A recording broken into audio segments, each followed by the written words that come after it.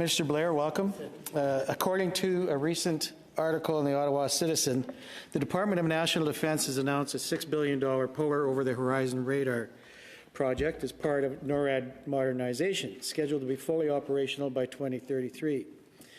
This system, primarily designed to track incoming missiles in our Arctic region, represents one of our largest defence investments. While announced in June 2022, construction is not set to begin until 2030, with current planning led by a small team of 5 military officers and 3 contractors. The project's significance to American defence, not to mention its substantial cost, warrant careful scrutiny.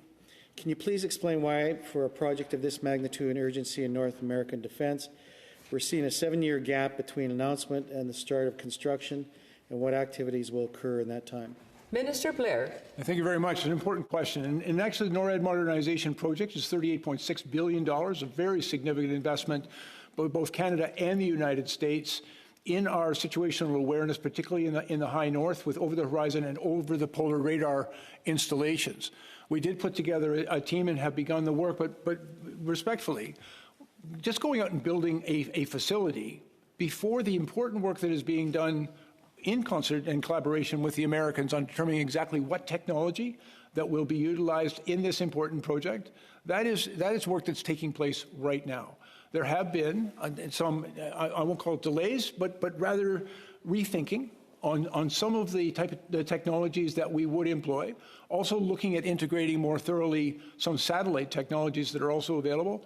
That work, which is taking place right now, but with both Canadian and American participation in that analysis, is taking place before any site selection might then occur with respect to the acquisition of the property where this will be located. Ultimately, if we go with the existing technology, it would require about 1,000 hectares of land being required somewhere in southern Ontario for the installation of our receiving site and a transmission site slightly further to the north.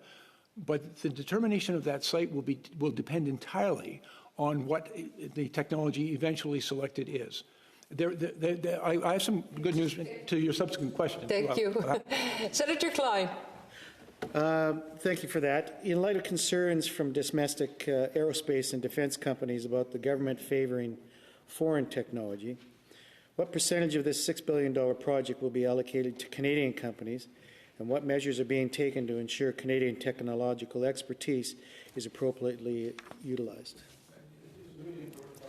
It's making very significant investments. 2% of our GDP is, as has been indicated, an enormous new investment for Canada. And I think it's incumbent upon me not only to make sure that we make the investments that secures our defence and security along with our allies, but it's also an opportunity to invest in Canadian workers, Canadian industry, and Canadian economy.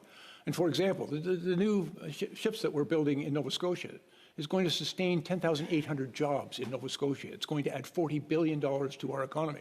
So your question, I think, is a very important one. We work very closely with the Americans, and we are doing all that is necessary to ensure that our industry, our innovators, and our workers have every opportunity to participate in this project and the investments that we have to make. I'm confident that we will be able to secure a significant amount of that investment. And I also wanted to share with you, Minister.